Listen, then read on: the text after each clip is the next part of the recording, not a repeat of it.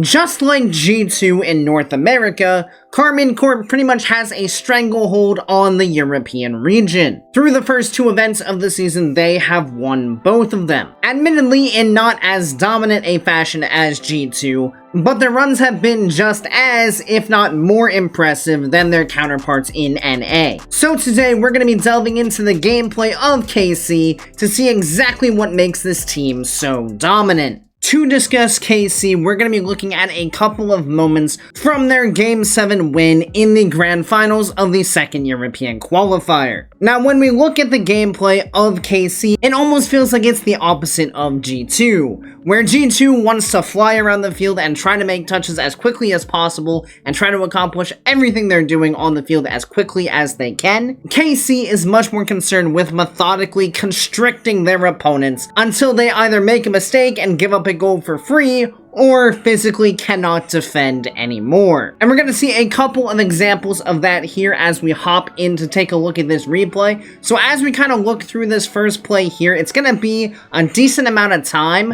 between when we're going to start this and when this goal is going to be scored. But what we want to notice is just how much pressure KC maintains on the BDS half of the field, and they're going to do it by recognizing when they have space, making sure they take their time with the ball, making sure that every touch they go for either keeps control of the ball for themselves or puts the ball into a very awkward spot for their opponents to deal with, which will make it very difficult for BDS to clear the ball out. Now, for anyone who plays Rocket League, there is no worse feeling than being completely stuck in your half for long periods of time, especially when your opponent is relentlessly stealing your corner boosts. Normally, when you get restricted this heavily, you're either going to give up a goal while you're being restricted, or you're finally going to get a clear, and then you're going to proceed to press too hard on the offensive side of the field, therefore leaving yourself vulnerable to a counterattack because you were just so excited to finally have some time to put offensive pressure on your opponent. And that's the situation that we're gonna see here as we look through this play. So as we go ahead and start this off, we can see the ball is floating a little awkwardly here in the KC half, but all of the BDS players are on full retreat. So Vatira here is going to take that opportunity to jump up, get a controlled touch into the wall, and then send it downfield so that KC can start their offensive press. So into the air he goes, he makes sure he can go ahead and keep the ball in an awkward spot here, making Drowley very awkward along the corner. Gonna be able to come forward and take this shot. Fantastic save there from the BDS defense. But from this point on, pretty much, there is going to be no relent from the KC offense. We can see Ato realizing that the defense is in an awkward spot. He goes ahead and tries to take a shot there. You can see both Vatira and Rise here being very patient, allowing this ball to float close to Drowley, because they know that there's very little he can do to actually get this clear out. So they're more than content to let him hit the ball over the top of Rise, therefore allowing Vatira to come in. Vatira, seeing that there is a player in net, is going to focus on putting this ball into an awkward spot, which, with where he is going to be up into the corner of the ceiling and the wall, so that it again puts Monkey Moon in a very tough spot to be able to deal with it. He does this to buy his teammates time to get back behind him, so that they can continue on this offensive press. Obviously, he may consider controlling the ball here, but with the 30-some boost that he had, he opted that it was much better idea to just go ahead and tap that ball into an awkward spot for Monkey Moon. Now, as Vajira rotates around here, he's going to go ahead and grab boost, and now that he's given a little bit of time for Ato and Rise to rotate back just a little bit, Ato is able to turn and again recognize the space that he has. Let's take control of the ball, not throw it away. And now we're going to bait out a slight double commit here from BDS, who are clearly scrambling at this point. So Ato carries the ball over the top, gets blocked out by Drowley. And again, if we look right here, as from Vatira's perspective, he could try to jump for this or run away from this play, seeing as how Monkey Moon is jumping.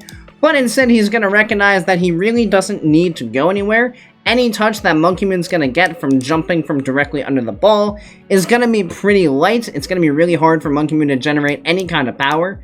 and because KC has been so good at stealing the corner boost of BDS, it's highly unlikely that any of these players really have a whole lot to be able to sustain an offensive push. So he just kind of waits and sees what happens, drives backwards. Monkey Moon just ends up tapping the ball forward, and again, Vatira gonna take time here, recognize, okay, let's get some time for our team to get set, and he's gonna kind of figure out what his options are. Based on where he is, he can either shoot this pass across to Rise, or we can see a toe driving up to the ceiling here. So again, in the idea of keeping the ball in our own possession, he could try to catch this, but then he has to deal with all three players on his own. So instead he's going to look for the passing option, and the easiest one with the angle he's facing is up here to a toe towards the ceiling. It's also much more difficult for BDS to be able to deal with this. So up to the ceiling he goes to a toe. A toe tries to put a shot on. Maybe this was also a planned pass off the backboard. Either way, it works out pretty great. Rise is in a bit of an awkward situation now, unable to challenge the ball, but this ball falls right to Vatira, and he's going to go ahead and get the next touch. Now this is again where it's all about identifying the situation we're in. There are 3 players in net, so realistically, putting a shot on target here probably going to end up being saved. So instead, Vatira looks for the spot on the field that's open and is going to send the ball there instead, which will allow more time for KC to get reset behind this ball and be able to continue this offensive press, as again, BDS in a very awkward spot here. So now the ball flies away from a touch from Drowley there, I believe it is, and Vatira gets a little bit of a bump as he leaves. Ato tries to take advantage of this bump, putting the shot on target. Monkey Moon does do a fantastic job of recovering. Ato gonna cause more havoc as he rotates around, and now it's all about control here. So Rise recognizes that he can't do much, so he just fakes off of it, allowing Vatira to come back in, and again, we're gonna try to keep this ball in our control. One tap off the corner, ends up getting over our head here, so you know what, that's alright. We recognize that our teammate's picking up that mid boost there, so we can just go ahead and leave it for him, and again, Rise with control, taking the ball high into the air, burning out the resources from BDS, and this is something we love to see, just the intelligence of the pro players, for Vatira to recognize, hey, there is absolutely no reason that I need to challenge this ball right now. He just takes his time, goes ahead, pops the ball again into an awkward spot towards the top of the net, and is now able to rotate back, as again, Ato cuts off the clear in the midfield and maintains possession, and maintains control as well with the light touch there. Bringing the ball back in, now Vatira can move in to apply pressure, and we'll notice that Vatira is again not gonna just dive at this ball. And this is one of the big differences that we might notice between G2 and KC.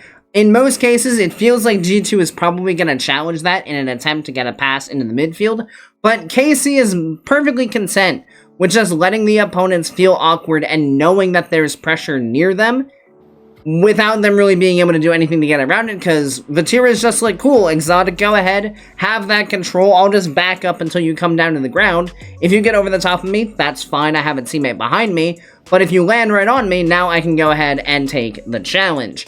Unfortunately, Vatira doesn't get the best challenge, and Exotic finally gets the ball out. And this is where we're going to see the big moment where BDS now recognizes, oh my gosh, we got the ball into the offensive half, let's go do something. We've been trapped in our half for so long at this point, we just want to be able to apply some form of offensive pressure on this push. And that is inevitably what is going to be their downfall here. So Vatira does get demoed by Monkey Moon. Ball in a bit of an awkward spot as well, and Vatira gets demoed again right as he respawns, so not really able to do much with it. Light shot coming through from Drolly, and Ato is going to go ahead and jump up for this. And again, we'll see the light touch from Ato to control this ball. And now here is the exact moment where we're going to see the massive overcommitment from BDS from being trapped in their half for so long. For whatever reason, Monkey Moon is just not paying attention to the fact that Ato has a very easy touch over here to the side, and decides to jump along with Exotic, therefore taking both of them out of the play, while Drowley is stuck in the opponent's net, therefore leaving a free counterattack here for KC. And this is one of the results of just applying constant pressure to your opponents, is that when they finally do break out, they really want to push as hard as possible to try to reestablish a kind of equilibrium in the game, where it feels like they can be on equal footing with their opponents. The problem is, when you try to reestablish the equilibrium, you often end up pushing too hard, putting yourself out of position, and therefore giving up a free goal after you fought so hard on defense to keep the ball out of your net. But that is a great example there of what the KC pressure looks like, just making sure they always either put the ball into an awkward spot or maintain control of it. Either way, they're going to burn out resources from their opponents and continue to put themselves in a much better position. Fast forwarding now to the end of the game, we are at 1:53 into overtime here, and we're going to see exactly how KC is able to finish this one off. So Monkey Moon bringing the ball into the offensive half. Ato and Vatira do have a bit of a disagreement there over the corner boost.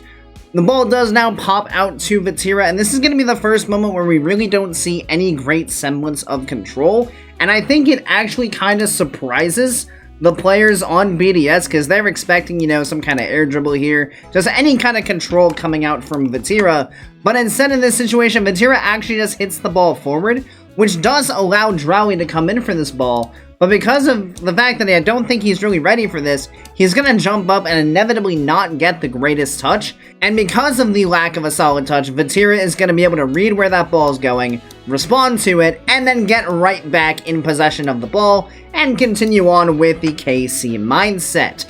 So Drowley going to go ahead and just chip this ball up into the wall. You can see he doesn't even recover all that well as he lands on the wall, so it's pretty clear that he wasn't really planning on continuing on here. He's already pointing down, seeing that Vatira is going to be on this. So now Vatira goes ahead and immediately takes back control. Gonna go ahead and wave dash off the ceiling to be able to keep in contact with this.